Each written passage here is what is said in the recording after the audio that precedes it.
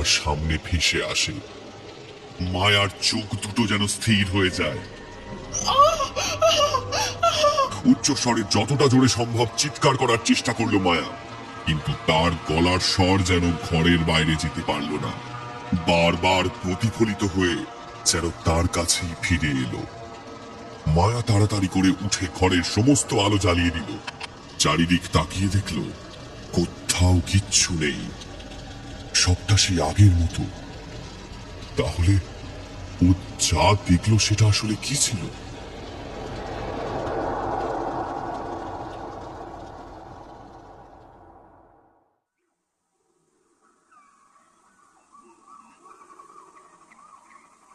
পরের দিন সকালবেলা রায়বাড়িতে আবার সেই হৈ হৈ রব।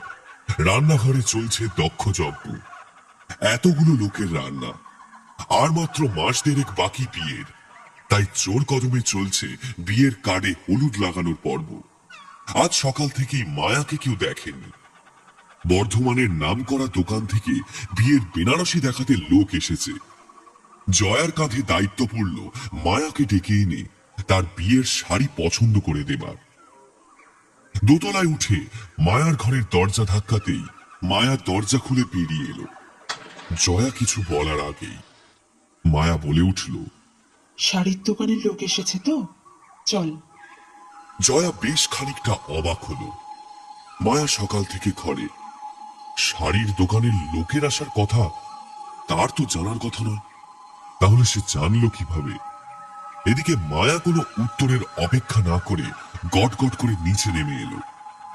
মায়ার পিছু পিছু জয়া এলো। বেনারসি দেখা চলছে। মায়া একটা একটা করে বেনারসি দেখতে শুরু করলো।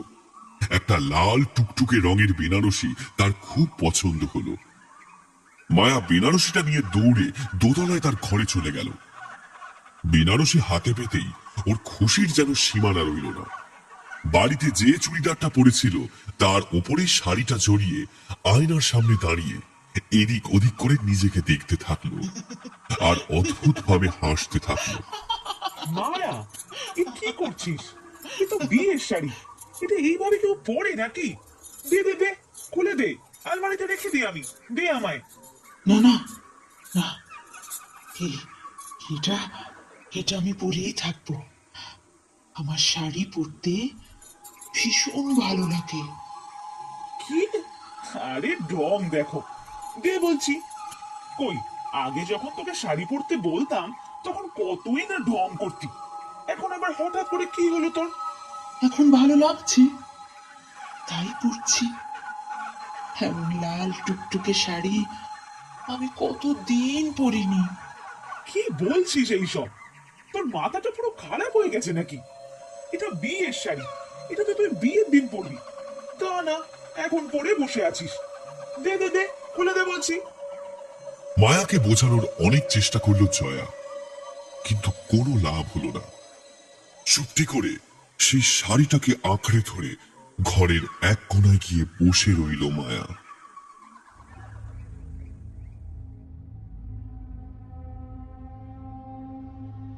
এমন করে ধীরে ধীরে বাড়ির সবার সাথে কথা বলা বন্ধ করে দিল সে। যে মায়া এতদিন চোখে একটু কাজলও পড়তে চাইতো না, এখন সে সর্বক্ষণ টানা টানা করে দু চোখে কাজল পরে, পায়ে আলতা পরে, নুপুর পরে সারা বাড়ি ছমছম করে ঘুরে বেড়ায়। এই যেন এক অন্য মায়া। মাঝরাতে বিয়ের সমস্ত গয়না আর বেনারসি পরে একা একা ছাদের এক কোণে বসে থাকে। কখনো হাসি, কখনো আবার নিজের থেকে চিৎকার করে কেঁদে ওঠে। আশীর্বাদের পরের দিন থেকেই মায়ার মধ্যে কেমন যেন সবকিছু পাল্টে যেতে শুরু করেছিল। একটা একটা করে যত দিন পেরোতে থাকলো ততই মায়া নিজের মধ্যে কেমন যেন গুটিয়ে যেতে লাগলো। সবার থেকে নিজেকে আলাদা করে ফেললো সে। কেউ কিছু বললে রেগে চিৎকার করে উঠত। যেই মায়াকে এতদিন সবাই শান্ত নরম প্রকৃতির এক বাধ্য মেয়ের মতো তার 25টা বছর অতিক্রম করতে দেখেছে, আজ সেই মায়ার রুষ্ট রাগী গুরুগম্ভীর রূপ সবাইকে যেন অবাক করে দিচ্ছে। খুব স্বাভাবিকভাবেই বাড়ির কেউই তার হঠাৎ এমন পরিবর্তন মেনে নিতে পারল না। সামনে বিয়ে, তার মধ্যে মেয়ের এমন পরিবর্তনে মায়ার মা বাবা সবাই ভেঙে পড়ল। অনেক ডাক্তার বুদ্ধি করা হলো, কিন্তু কেউই মায়ার মধ্যে কোনো রোগ ধরতে পারলেন না। হ্যাঁ গো, এক একটা করে দিন এগিয়ে আসছে, মেয়েটার যে কি হচ্ছে গো। এমন অবস্থায় মেয়েটার বিয়ে দেবে কিভাবে? জানি না, জানি না আমি কি করব। কাল ভাবছি একবার শ্যামাচরণ বাবুকে সবটা জানাবো। ওদেরও তো সবটা জানানো উচিত, বলো? কিন্তু এসব শুনে ওরা যদি বিয়েটা ভেঙে দেয়? তাহলে সেটা আমার ভাগ্যের পরিহাস। মেয়েটার যে কি হলো, এখন ঈশ্বরই একমাত্র ভরসা।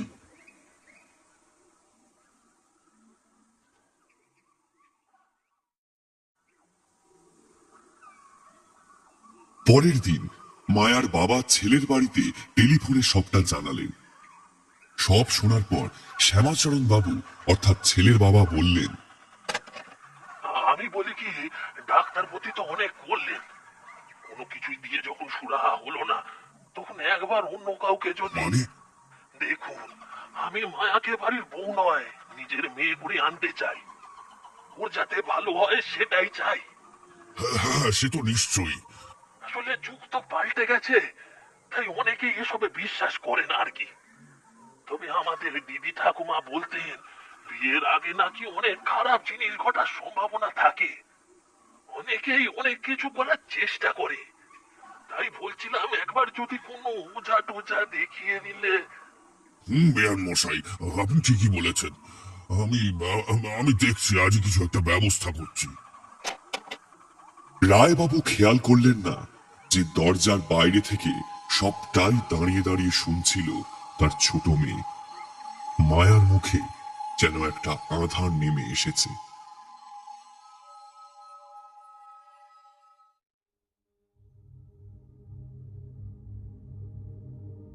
ওদিকে সেদিন দুপুরে খোসেদের পুকুরে মাছ ধরা হচ্ছিল। বরাবরই রায়বাড়ির জন্য সবার পুকুরের একটা করে মাছ বরাদ্দ থাকে। গ্রামের এককালের সম্ভ্রান্ত পরিবার বলে কথা। প্রথাটা এখনো অব্যাহত রয়েছে। প্রায় 3 থেকে 3.5 কেজি ওজনের একটা শোল মাছ দিয়ে গেল ভুটো। ও ব্যাটার একটাই কাজ, গ্রামের যতগুলো পুকুরের মাছ ধরা হয় সেখান থেকে দায়িত্ব সহকারে একটা করে মাছ রায়বাড়ির জন্য নিয়ে আসা। রাতে আজ শোল মাছের একেবারে লাল লাল ঝাল হবে, সেই মতো দুপুরেতেই মশলা কুটে বেটে রাখা হলো। আজ দুপুরে মায়া কিছু খায়নি। মায়ার বাবা অর্থাৎ প্রকাশবাবু ঠিক করেছিলেন দুপুরের খাওয়া দাওয়ার পর ওঝা ডাকতে লোক পাঠাবেন। কিন্তু বিকেলের দিকে প্রচন্ড ঝড় উঠল। চারিদিক একেবারে খুঁতখুঁতে অন্ধকার হয়ে এলো। ঝড়ের দাপট মারাত্মক। এর মধ্যে পথে বেরোনো যায় না। শুরু হলো মুষলধারে বৃষ্টি, আর সাথে সাথে সাই সাই করে বয়ে চলল বাতাস। তার বেগ এতটাই যে জলের ঝাপটা বারান্দা পার করে ঘরের জানালা ভেদ করে সবকিছু ভিজিয়ে দিচ্ছে। ওদিকে নিচতলায় হেঁসেলের জানালাটা খোলা পড়ে রয়েছে, সেটা আর কারোর খেয়াল হয়নি। ঝড়ের দাপটে সজোরে বাড়ি খেতে লাগলেও আওয়াজ পৌঁছয়নি কারোর কানে। শেষে মায়ার মা টের পেয়ে একটা বড় লণ্ঠন নিয়ে হেঁসেলের দিকে জানালাটা বন্ধ করতে গেলেন। কিন্তু সেই দিকে যতই এগোতে লাগলেন ততই একটা শব্দ তার কানে ভেসে আসতে লাগলো। শব্দটা যেন মনে হচ্ছে হেঁসেলের ভেতরে কেউ যেন কিছু একটা কচমচ করে চিবিয়ে খাচ্ছে। দ্রুত পায়ে এগোলেন গিন্নি। আওয়াজটা ঠিক কিসের তা তিনি কিছুটা আন্দাজ করতে পেরেছেন, কিন্তু রান্নাঘরে প্রবেশ করতেই লণ্ঠনের সেই হালকা আলোতে তিনি যা দেখলেন তাতে তার সারা শরীরে ঠান্ডা হিমের স্রোত বয়ে গেল। গোটা গাটা যেন ঘিনঘিন করে উঠল তার। তিনি দেখলেন মাটিতে উবু হয়ে বসে মায়া, আর সেই কাঁচা শোল মাছের টুকরোগুলোকে দুহাত করে নিয়ে চিবিয়ে খাচ্ছে। আর মাছের কাঁটাগুলো তার ঠোঁট চিড়ে ফুটো করে মুখগহ্বর পর্যন্ত প্রবেশ করে যাচ্ছে। ঠোঁট থেকে ঝরঝর বেয়ে পড়ছে তাজা রক্ত। কি বিভৎস সেই দৃশ্য! মায়া!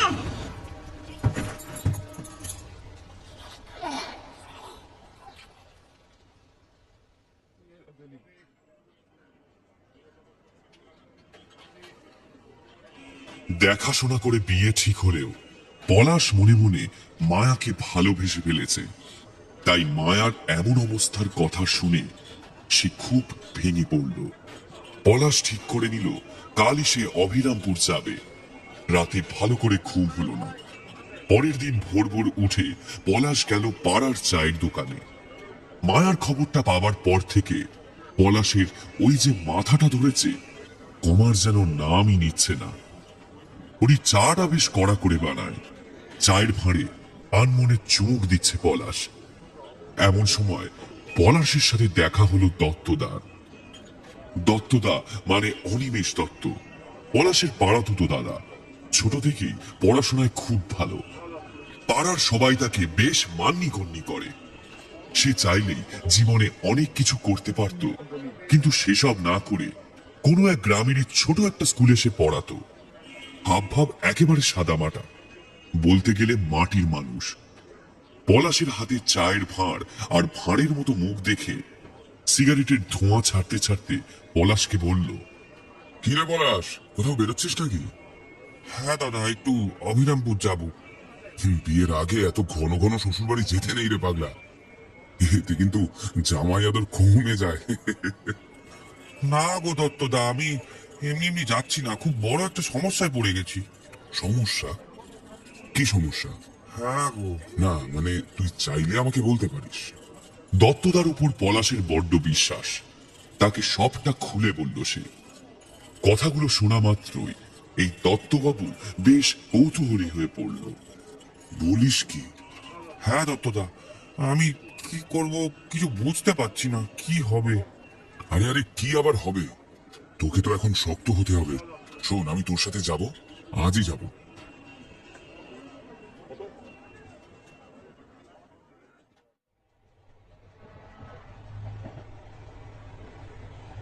দত্তদার আগে পিছে কেউ নেই, পিছু টানো নেই। সে তৎক্ষণাৎ পলাশের সাথে সেই সুদূর অভিরামপুরে যাত্রা করা স্থির করল। হাওড়া থেকে ট্রেন ছাড়ল 9:55। পলাশ আর দত্তদা জানালার দুধারে দুটো সিট দখল করে মুখোমুখি বসল। লাইনের দুধারে সারি সারি গাছগুলোকে দেখে যেন মনে হচ্ছে যুগ যুগ ধরে কারোর জন্য অপেক্ষারত তারা আবহমান কাল ধরে দাঁড়িয়ে আছে।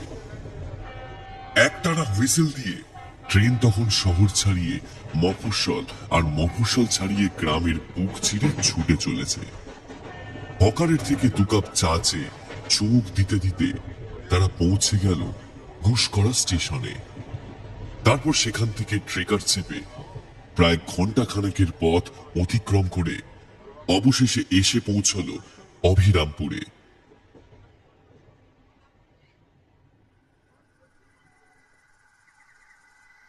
হবু জামাই বাড়িতে এসেছে, সাথে তার প্রতিবেশী। তাই খাতিরদারিতে কোনো রকম কমতি রইল না।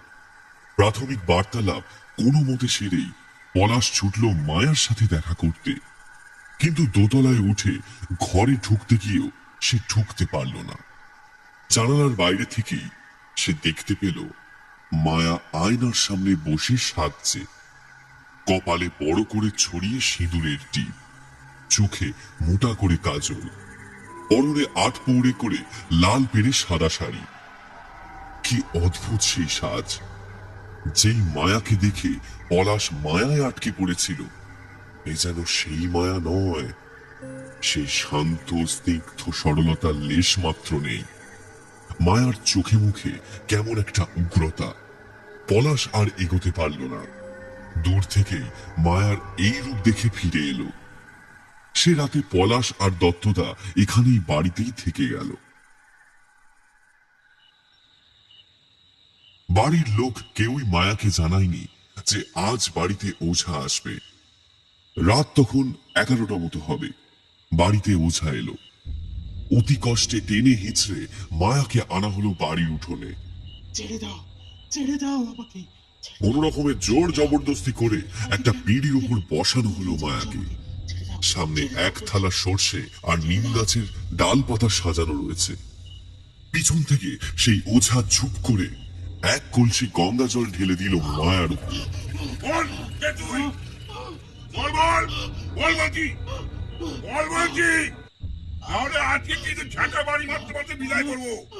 গ্রামের দিকে যা হয় আর কি, হলুদ পোড়া, সর্ষে পোড়া, ঝেঁটা, বারুণ সবকিছুই চলল। এসব ঝাড়ফুঁক পলাশের একেবারে পছন্দ হলো না, কিন্তু এখানে প্রতিবাদ করার কোনো উপায় নেই। অগত্যা মুখ বন্ধ করে সবটা সহ্য করতে হলো তাকে। কিন্তু এদিকে মায়া সুস্থ হবার বদলে আরো যেন অসুস্থ হয়ে পড়েছে। একসময় অদ্ভুতভাবে খোলা চুল সমেত মাথাটাকে পাক দিয়ে আর সহ্য করতে না পেরে মাথা ঘুরে সেখানেই পড়ে গেল সে। শেষমেশ লাভের লাভ তো কিছুই হলো না, বরং পরের দিন থেকে পরিস্থিতি যেন আরো প্রতিকূল হয়ে উঠল। পরের দিন সকালে মায়ার জ্ঞান ফিরতেই মায়ার পাগলামো যেন আরো বেড়ে গেল। যা হাতের সামনে পাচ্ছে তাই ছুঁড়ে মারছে, যে ঘরে থাকছে একেবারে লন্ডভন্ড করে ফেলছে। তাকে আটকে রাখাই মুশকিল হয়ে যাচ্ছে। আরো একটা বিষয় যেটা সবাইকে অবাক করলো, এই এক রাতের মধ্যে মায়ার চুলের গোছা বাড়তে বাড়তে একেবারে কোমর পার করে গেছে। হাতের নখগুলো কেমন যেন কালচে হয়ে এসেছে তার। দত্তদা পলাশের সাথে সকাল থেকে সবটাই দেখল।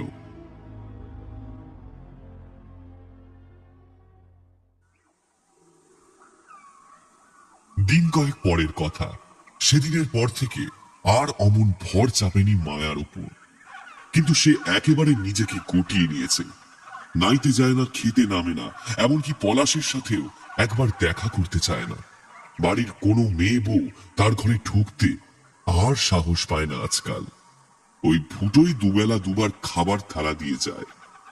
একদিন সকালবেলা বাড়ির বারান্দায় বসে চায়ের কাপে চুমুক দিতে দিতে দত্তদা প্রকাশবাবুকে বলল, আচ্ছা, আপনাদের মেয়ের কি এরকম কোনো সমস্যা ছিল ছোটবেলা থেকে? মানে সামান্য কিছু হয়তো, কিন্তু বেশ অস্বাভাবিক এরকম কোনো ঘটনা ঘটেছে ছোটবেলায়? না না, একেবারেই না। আপনারা ঠিক কবে বুঝতে পারলেন যে মায়ার মধ্যে একটা পরিবর্তন হচ্ছে? সমস্যাগুলো ঠিক কবে থেকে দেখা দিয়েছে? তা প্রায় এই দিন দশেক হবে। একদম ঠিক কবে থেকে হচ্ছে বলতে পারবেন? তখনই জয়া এসে বিস্কুটের ট্রেটা টেবিলে রাখলো। আশীর্বাদের রাত থেকে। হ্যাঁ, কি করে বুঝলে যে একেবারে আশীর্বাদের রাত থেকে কিছু হয়েছিল? ও রাতে একা থাকতে একদম পছন্দ করতো না, মানে ভয় পেত। কিন্তু আশীর্বাদের রাতে ও আমাকে হুট করে বলল একাই থাকবে, মানে মানে একেবারে জেদ করে বসলো। ওর সেদিনই কেমন একটা মনে হয়েছিল। আচ্ছা, আশীর্বাদে মায়া নিশ্চয়ই অনেক জিনিস পেয়েছে। হ্যাঁ, সে তো অনেক জিনিসই পেয়েছে। আমাদের বাড়ির লোক, তারপর পলাশদের আত্মীয় স্বজন, সবাই অনেক কিছুই দিয়েছে। একটু দেখাও তো হ্যাঁ? আশীর্বাদের জিনিসগুলো, মানে যেগুলো পেয়েছে, একটু দেখবো। ও জানা মা, এই জিনিসগুলো একটু নিয়ে আয়, ওনাকে দেখা। যাই। আলমারি থেকে জয়া এক বাক্স সোনার গয়না এনে দত্তদাকে দেখাতে শুরু করলেন। এটা রতন চূড়, পলাশের বাবা দিয়েছেন। আর এটা হলো সীতাহার, এটাও উনিই দিয়েছেন। বাহ, খাসা হয়েছে। গয়নাগুলো সব একেবারে বেশ পুরনো দিনের, সাবেকি রকমের দেখতে। হ্যাঁ, ওগুলো সব আমার ঠাকুমা তার নাত বউয়ের জন্য রেখে গিয়েছিলেন। কিন্তু ওই লাল পাথরের আংটিটা তো দেখতে পাচ্ছি না। ও, ওটা তো ওর এত পছন্দ হয়েছে যে সেই সেদিন থেকেই পড়ে আছে। এখন বললাম খুলে দিতে, বললো ওটাও খুলবে না। এরই মধ্যে মায়া পেছনে এসে দাঁড়িয়েছে। এই যে আংটি, এই আংটিটাই ওর কাকিমা দিয়েছে। মায়া হাতটা বাড়িয়ে আংটিটা মেলে ধরল টেবিলে। বাহ, চমৎকার দেখতে তো। আচ্ছা, একটু খুলে দাও দেখি। না না না, এটা এটা খোলা যাবে না, খোলা যাবে না এটা। আংটি খোলার কথা বলতেই দত্তদা মায়ার মুখে একটা অদ্ভুত পরিবর্তন লক্ষ্য করল। ইতিমধ্যে মায়াদের বাড়ির সকলে দত্তদাকে বেশ পছন্দ করতে শুরু করেছে। আর পছন্দ হওয়ারই কথা। দত্তদার আদব কায়দা, কথাবার্তা সবকিছুর মধ্যেই একটা বেশ দৃঢ় অথচ মার্জিত ভাব আছে। সেদিন রাতে খাবার শেষ করে ঘুমোতে যাওয়ার সময় দত্তদা পলাশকে একটা কথাই বলল যে এই সমস্যার সমাধান হয়তো সে করতে পারবে। কথাটা শুনে খানিকটা অপ্রস্তুত হয়ে পড়ল পলাশ। তারপর হাজারবার প্রশ্ন করেও আর কোনো উত্তর পাওয়া গেল না দত্তদার থেকে।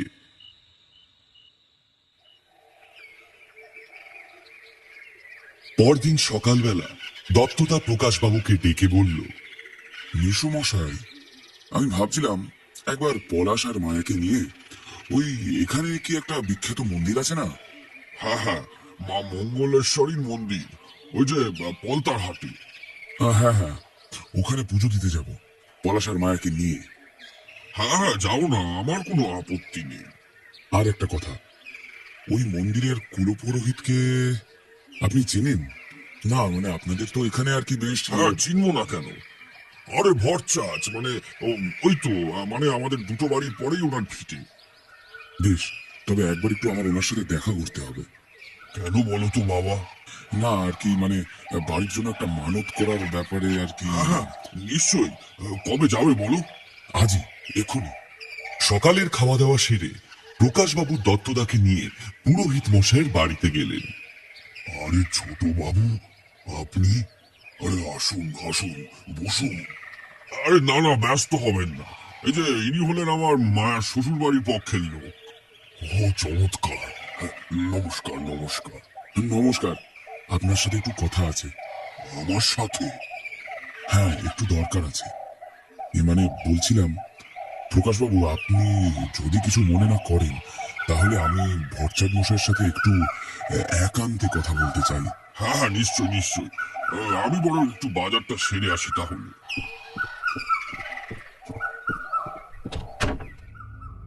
প্রকাশবাবু চলে গেল।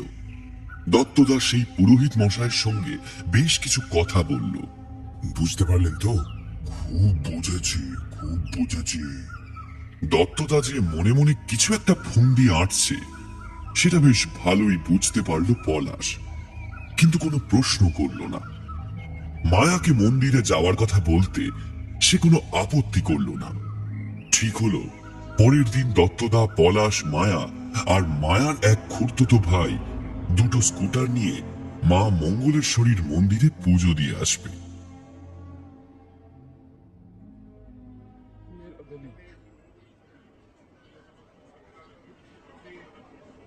পরের দিন সকালে স্নান টান সেরে দুটো স্কুটারে ভটভট করে চারজন বেরিয়ে পড়ল।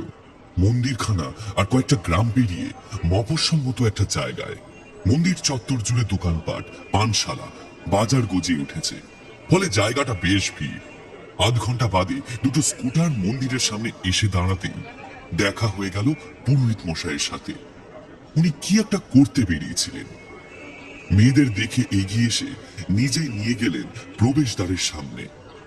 এতক্ষণ মায়া স্বাভাবিক ছিল, কিন্তু যেই মুহূর্তে তিনি সবাইকে সমস্ত গয়না, বেল্ট, মোজা খুলে পাশের একটা ঘুমটিতে জমা রেখে মন্দিরের ভিতরে প্রবেশের কথা বললেন, অমনি এক পলকে চোখ মুখ পাল্টে গেল মায়ার।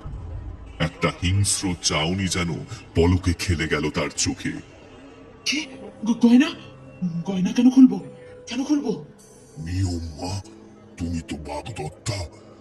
মন্দিরে প্রবেশ করতে গেলে সব গয়না খুলে আসতে হবে। না না, আমি আমি কিছু খুলতে চলতে পারবো না। পলাশ, পলাশ, চলো না এখান থেকে। আমার আমার ভালো লাগছে না এখানে থাকতে। চলো না। মায়া ছটফট করতে লাগলো। দত্তদা পলাশকে একটা ইশারা করতেই পলাশ বলল, পুরোহিত মশাই বলছে যখন, তখন গয়নাগুলো খুলে ফেলো না। কি আছে, এই তো আমরা খুলে ঢুকবো। পলাশ নিজের বাঁ হাতের আংটি খুলতে লাগলো। তারপর মায়ার দিকে একবার তাকিয়ে বলল, কি হলো, খোলো। মায়া উসকুস করতে শুরু করে দিয়েছে। টপ টপ করে তার কপাল থেকে ঘাম ঝরতে লেগেছে। তার থেকে যেন তার গয়না নয়, তার প্রাণটা চেয়ে নেওয়া হয়েছে। আমার আমার আমার শরীরটা ঠিক ভালো লাগছে না। আরে এতটা এসেছি আর মন্দিরের সামনে থেকে ফিরে যাব? না না না, আপনি আপনি বুঝতে পারছেন না, আমার আমার শরীরটা ভালো লাগছে না। আমি আমি যাব না। হ্যাঁ, মন্দিরের ভিতরে চলো, সব ঠিক হয়ে যাবে।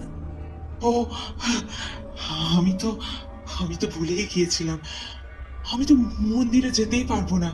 কেন, কি হয়েছে? ও মেয়েদের ব্যাপার, তুমি বুঝবে না। তোমরা যাও না, যাও, আমি আমি এখানে আছি। এরপরে আর কিছু কথা বলা চলে না। মায়াকে ওর ভাইয়ের সাথে রেখে বাকিরাই মন্দিরে গিয়ে মা মঙ্গলেশ্বরের পুজো দিয়ে এলেন।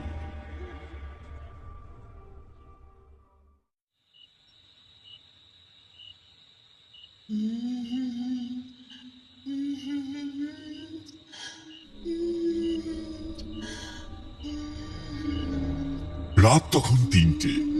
একটা গুনগুন শব্দে ঘুম ভেঙে গেল দত্তদা আর পলাশের।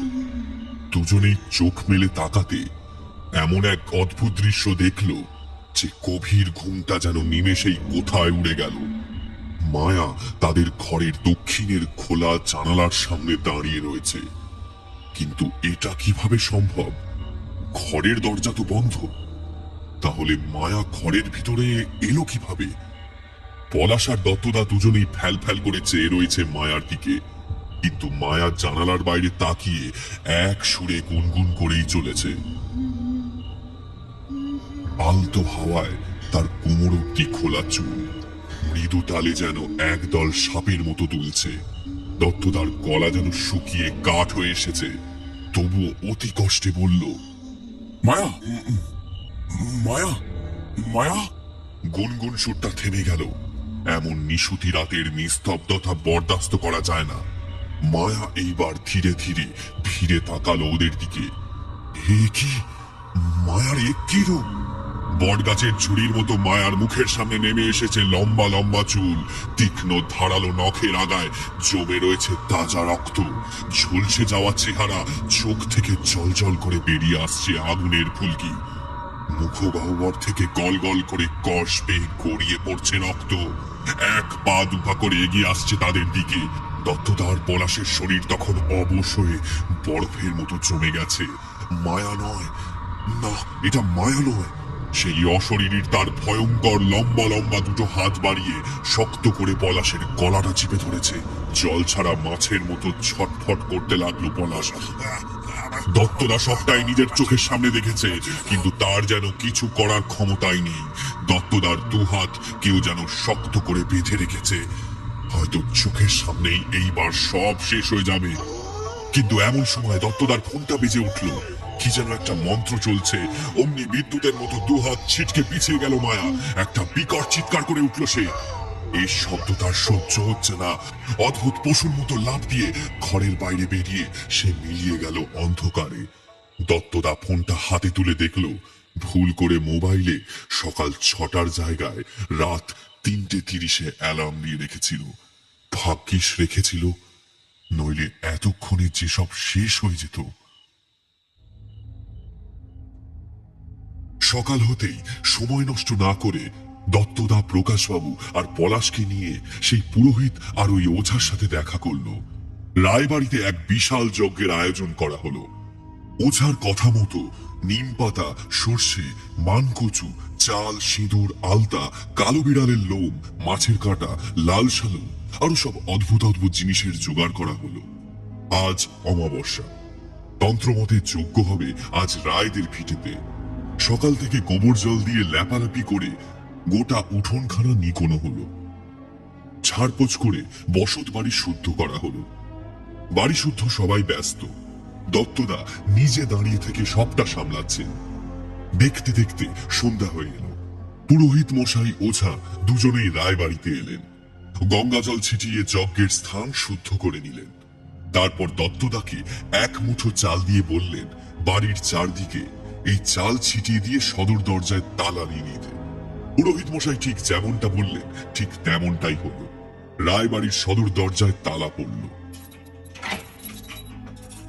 তারপর সেই চাবির গোছা মায়ার মা তার আঁচলে শক্ত করে বেঁধে রাখলেন। ধীরে ধীরে রাত বাড়ল। মায়াকে স্নান করিয়ে পরিষ্কার ধোয়া শাড়ি পরিয়ে বসানো হলো বাড়ির দালানে। বাড়ির মেয়ে বউরা মায়ার মাকে ঘিরে বসে রইল বারান্দায়। গ্রাম দেশে এমন খবর খুব তাড়াতাড়ি ছড়িয়ে পড়ে। রায়বাড়ির সদর দরজার বাইরে এখন বহু গ্রামবাসীর ভিড় জমেছে। এদিকে মাথায় লাল শালু বেঁধে পুরোহিত মশাই আর ওঝা একসঙ্গে যজ্ঞ শুরু করলেন। যজ্ঞের কাঠ যত দাউ দাউ করে জ্বলছে, মায়া যেন ততই নেতিয়ে পড়ছে। প্রায় ঘন্টাখানেক যজ্ঞ চলার পর পুরোহিত মশাই ওঝাকে নির্দেশ দিলেন মায়ার চুলের আগা থেকে কিছুটা চুল কেটে আনতে। এই চুল যজ্ঞে আহুতি দিতে হবে। পুরোহিতের কথা মতো ওঝা নিজের পুটুলি থেকে একটা ছোট খুর বের করে মায়ার চুল কাটার জন্য এগিয়ে গেলেন। কিন্তু চুল কাটার কথা শুনতেই মায়া আবার সেই অস্বাভাবিক আচরণ করতে শুরু করলো। পাগলের মতো হাত পা ছুটতে ছুটতে, কাটা পাঠার মতো ছটপট করতে করতে পা দিয়ে লাথি মেরে যজ্ঞের জোগাড় ছিটিয়ে দিতে লাগলো।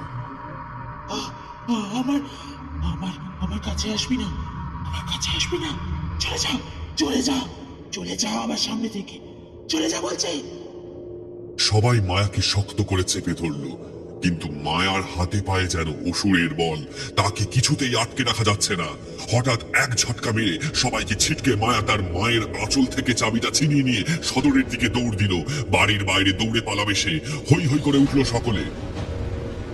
কেউ কেউ আসবে না আমার কাছে, কেউ আসবে না, ভালো হবে না বলে দিচ্ছি।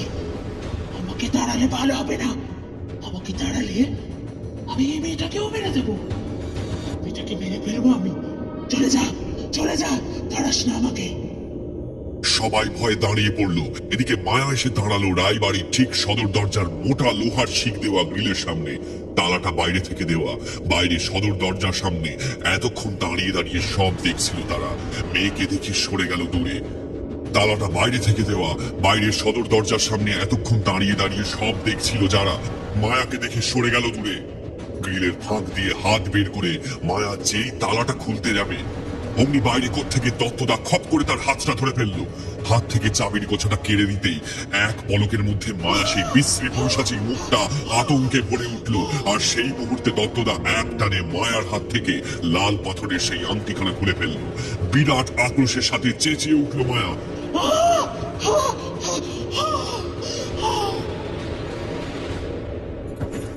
তারপর থপ করে মাটিতে নেতিয়ে পড়ল মায়ার নিথর দেহটা। ধরাধরি করে মায়াকে নিয়ে এসে রাখা হলো যজ্ঞের আগুনের সামনে। মায়ার কোমর সমান লম্বা চুলের আগা কেটে যজ্ঞের আগুনে আহুতি দিলেন পুরোহিত মশাই। সেই রাতেই সেই ছাই মাটির হাঁড়িতে করে লাল কাপড় বেঁধে ভাসিয়ে দিল দামোদরের জলে।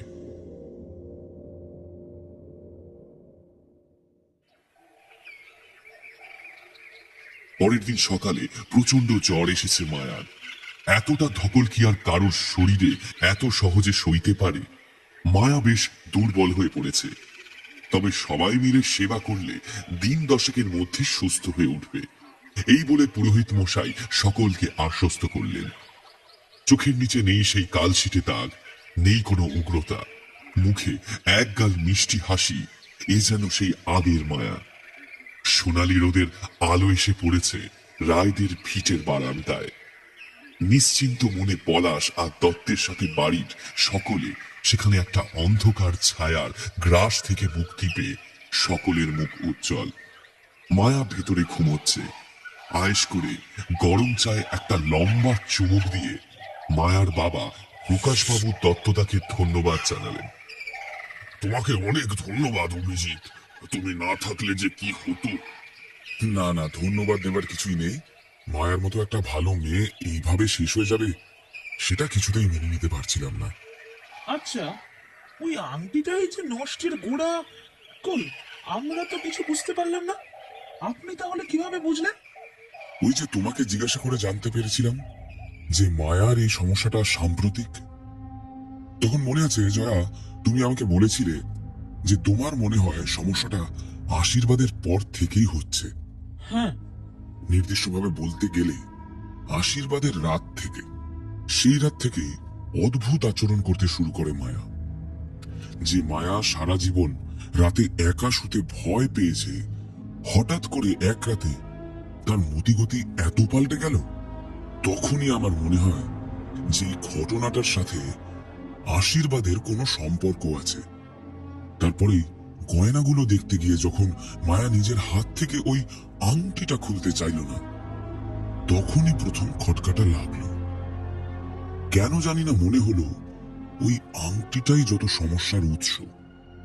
মনে মনে একটা ফোন দিয়ে আঁটলাম। কিছু মনে করবেন না মেশমশাই, আমি আপনাকে সেদিন মিথ্যে কথা বলেছিলাম। আমার কোনো মানত টানত করার অভিপ্রায় ছিল না আসলে। মানে আমি খালি চেয়েছিলাম আপনার মাধ্যমে একবার ওই ভট্টাচার্য মশাইয়ের সাথে আলাপ করতে। যদি উনি আপনার এই সমস্যার কথা শুনলে সাহায্য করতে রাজি হন। তোমার বুদ্ধির পরিচয় আমি আগেই পেয়েছি, কিছু মনে করছি না, বরং আমি কৃতজ্ঞ। ওই মন্দিরে যাওয়ার পর আমার কাছে ব্যাপারটা পুরো পরিষ্কার হলো। বুঝতে বাকি রইল না যে ওই আংটিটাই সবকিছুর মূলে রয়েছে। মায়ের উপর যে অশুভ শক্তির নজর রয়েছে, সে কিছুতেই এই আংটিখানা তার আঙুল থেকে খুলতে দেবে না। এটা আমাদেরও খেয়াল করা উচিত ছিল। আসলে বাড়িতে এতগুলো লোক, যোগী বাড়িতে যা হয় আর কি, অত কি আর খেয়াল রাখা যায়? সবার চোখের সামনেই পড়ে ঘুরঘুর করছে, কিন্তু কেউই খেয়াল করিনি। তারপর আর কি, একটা ছক কষলাম। ও, এর মাঝে একটা কথা বলে রাখি, মায়ার চুল যে হঠাৎ করে রাতারাতি লম্বা হয়ে গিয়েছিল, সেটা মোটেই সাধারণ ব্যাপার নয়। এই ব্যাপারটাও এই ঘটনার সাথেই জড়িত। আসলে যে কোনো অশুভ শক্তি কারোর উপর প্রভাব ফেললে একটা প্রতীকী চিহ্ন রাখে, আসলে তাকে নিজের মতো করে নিতে চায়। এক্ষেত্রে ওই লম্বা চুল যেন এটা মায়ার চুল নয়, যে ভর করেছে তার চুল। আমি পুরোহিত মশাই আর ওঝাবাবুকে নিয়ে বসে আপনাদের বাড়িতে এই যজ্ঞ করার আয়োজন করি। যজ্ঞের ব্যাপারটা ওনারা সামলাবেন, আর আমি সামলাবো বাকিটা, এটা স্থির হয়েছিল। প্রক্রিয়ার মাঝখানে ওঝামশাই ওই চুল কাটার চেষ্টা করবেন। আর এখন বুঝতে পারছি আমরা ঠিকই অনুমান করেছিলাম যে তখনই সেই প্রেতাত্মা কোণঠাসা হয়ে পড়বে আর পালাবার চেষ্টা করবে। এমনটা হতে পারে পরিকল্পনা করেই চাল ছেটানোর কাজটা কিন্তু আমাকে দেওয়া হয়েছিল। তাতে গৃহবন্ধনও হলো, আর আমিও রয়ে গেলাম আপনাদের ভিটের বাইরে। খেয়াল করবেন, তালাটা বাইরে দিয়ে দিয়েছিলাম, তারপর হাত গুলিয়ে আপনাদের ভুটোর হাতে দিয়ে দিয়েছিলাম গিন্নিমাকে দেওয়ার জন্য। আমাদের এই বিস্তর পরিকল্পনা যে 100% সফল হবে, এই কথা তখন হলপ করে বলার কোনো জো ছিল না, কিন্তু ঝুঁকিটা তো নিতেই হতো। আরো একটা দিন একটু বিশ্রাম নিয়ে এখানে কাটিয়ে দত্তদা আর পলাশের বাড়ি ফেরার কথা, কিন্তু তা আর হলো না। সেদিন বিকেলেই খবর এলো যে পলাশের ছোট কাকিমা মারা গেছেন, আর এক রাতে তার চুল নাকি কোমর অব্দি বেড়ে গিয়েছে। খবরটা এসে পৌঁছতে স্তম্ভিত হয়ে গেল পলাশ। হঠাৎ করে কেন ছোট কাকিমা মারা গেলেন? কিন্তু দত্তদাকে সংবাদটা বিশেষ বিচলিত করল না, কেবল মাথা নামিয়ে একটা দীর্ঘ নিঃশ্বাস ছাড়ল। কেন এমনটা হলো, এই উত্তরটাও খানিকটা অনুমান করতে পেরেছে। আপনারা হয়তো বুঝতে পেরেছেন কি, তাই তো? অন্যের সুখ বৃদ্ধিতে হিংসে করতে নেই।